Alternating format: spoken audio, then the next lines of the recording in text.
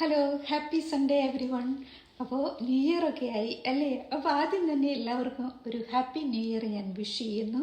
Let's step into the new year with self respect, self awareness and the real growth. Okay, നമ്മൾ പുതുവർഷം ആവുമ്പോഴാണല്ലോ ഒരു change ആഗ്രഹിക്കുന്നത്.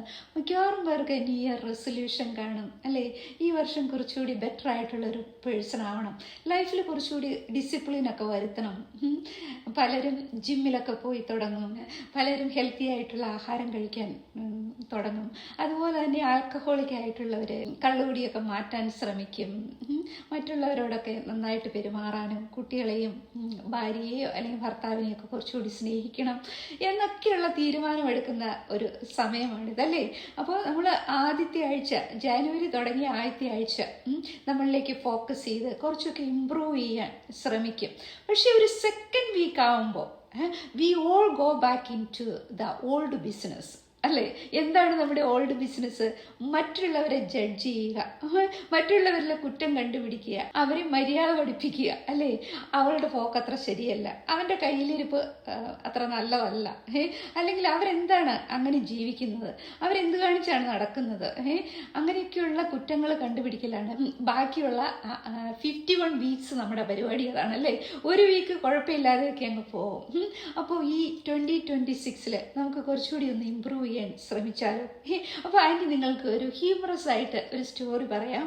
എന്താണെന്ന് വെച്ചിട്ടുണ്ടെങ്കിൽ, നമ്മൾ കുറച്ചുകൂടി ബെറ്റർ പേഴ്സൺ ആവാൻ ശ്രമിക്കുന്നതിൻ്റെ ഭാഗമായിട്ട് നമ്മളൊരു ഫുൾ സൈസ് മിററിൻ്റെ മുമ്പിൽ പോയി നിൽക്കുക. നമ്മുടെ മുഖം മാത്രം കണ്ടാൽ പോരാ, നമ്മുടെ ബോഡി മുഴുവൻ കാണാൻ പാകത്തിനുള്ള ഒരു മിറർ മിക്കവാറും പേരുടെ വീട്ടിൽ കാണുമല്ലേ? ഡ്രസ്സിങ് റൂമിലോ അല്ലെങ്കിൽ നമ്മുടെ ബാത്റൂമിലോ പോയി നിൽക്കുക. അല്ലാതെ ശീമാട്ടിയുടെയും ജയലക്ഷ്മിയുടെയും ഒന്നും മിററിൻ്റെ മുമ്പിലല്ല കേട്ടോ. എന്താന്ന് വെച്ചാൽ വസ്ത്രം ഒന്നും ധരിക്കാതെ നേക്കഡായിട്ട് പോയി നിൽക്കുക. എന്നിട്ട് നമ്മളെ തന്നെ ഒന്ന് ഇവാലുവേറ്റ് ചെയ്യുക. എന്നിട്ടൊന്ന് ചിന്തിക്കുക, നമ്മൾ 20 ഇയേഴ്സ് ഓൾഡ് ആയിരുന്നപ്പോൾ, 20 ഇയേഴ്സ് എന്ന് പറയുമ്പോൾ ഫുള്ളി ഗ്രോൺ ബോഡിയാണ് അല്ലേ? നമ്മുടെ വളർച്ചയെല്ലാം തീർന്നിട്ടുണ്ടാവും. ആ സമയത്ത് നമ്മൾ എത്ര ബ്യൂട്ടിഫുൾ ആയിരുന്നു. 20 ഇയേഴ്സ് ഉള്ളപ്പോൾ എല്ലാവരും നല്ല ബ്യൂട്ടിഫുൾ ആണ് അല്ലേ? എല്ലാവരും ബോഡി കണ്ട ബ്യൂട്ടിഫുൾ ആണ്. അവിടെ ഇവിടെയൊന്നും ഫാറ്റ് തൂങ്ങിയിട്ടുണ്ടാവില്ല, നല്ല ബോഡി ആയിരിക്കും. അപ്പോൾ നമ്മുടെ ഇപ്പോഴത്തെ അവസ്ഥ എന്താണ്? പലരും 40 ഇയേഴ്സ് കഴിഞ്ഞവർ, 50 ഇയേഴ്സ് കഴിഞ്ഞവർ, 60, 70 ഒക്കെ കഴിഞ്ഞവർ കാണും അല്ലേ? അപ്പോൾ നമ്മൾ കണ്ണാടിയുടെ മുമ്പിൽ നിന്നിട്ട് നമ്മളുടെ ഇപ്പോഴത്തെ അവസ്ഥ എന്താണ്? ഇതെങ്ങനെയാണ് ഈ അവസ്ഥയായി മാറിയത്? ഇതിന് ഉത്തരവാദി ആരാണ്? നമ്മൾ എന്താണ് നമ്മളെ ടേക്ക് കെയർ ചെയ്യാൻ മറന്നുപോയത്? നമ്മൾ എങ്ങനെയാണ് ഇങ്ങനെ പ്രാകൃതമായ രൂപമായത്?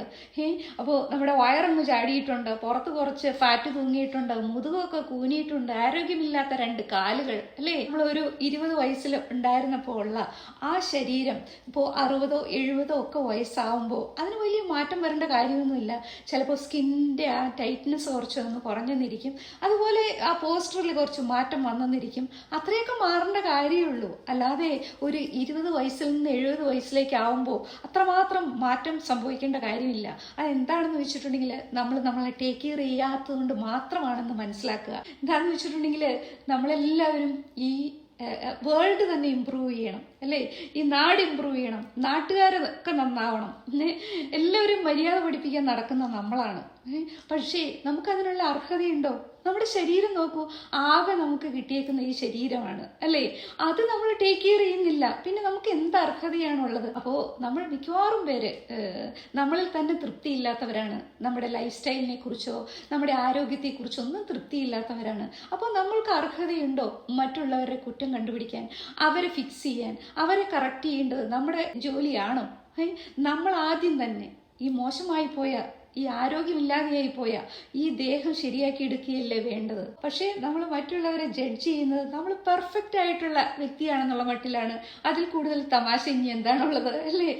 കാരണം എന്താണെന്ന് വെച്ചിട്ടുണ്ടെങ്കിൽ, മറ്റുള്ളവരെ ജഡ്ജ് ചെയ്യാൻ വളരെ കുറച്ച് സമയം എടുക്കുകയുള്ളൂ അല്ലേ? 2 or 3 സെക്കൻഡേ എടുക്കുകയുള്ളൂ. അതും നമ്മൾ മലയാളികൾക്ക് ഒരു ഹോബി തന്നെയാണത്.